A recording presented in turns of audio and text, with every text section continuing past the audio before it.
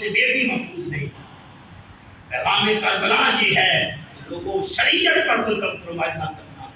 میرے نانا جان کے دین پر اگر ہلکی آمد بھی آئے تو اصغر جیسی معصومیت بھی قربان ہونا، اکبر جیسی جوانی بھی لٹا دینا، کچھ بھی نہ بچانا.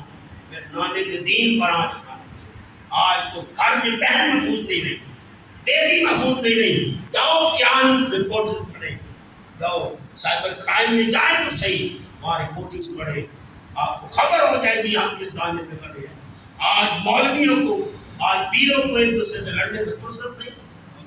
ان مسائل کو لے کے بیٹھ گئے اپنی ویورز بڑھانے کے لیے، یوٹیوب پہ اپنے چینل کو اپ گریڈ کرنے کے لیے، سبسکرائب کرنے کے لیے، ویورز بڑھانے کے لیے کر رہے ہیں. ایک دوسرے پہ انگلیاں اٹھانا پڑتا.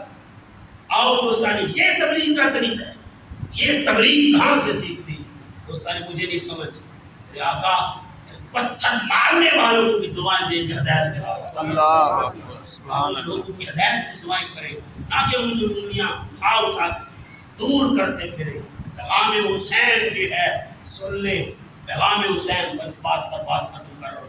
پیغام حسین یہ ہے کہ اگر قاتل حسین بھی بارگاہ زین العابدین میں آ جائے، باپ کا قاتل بھی بارگاہ میں آ جائے تو اس کو شربت پلانا بھی حسینی ہے.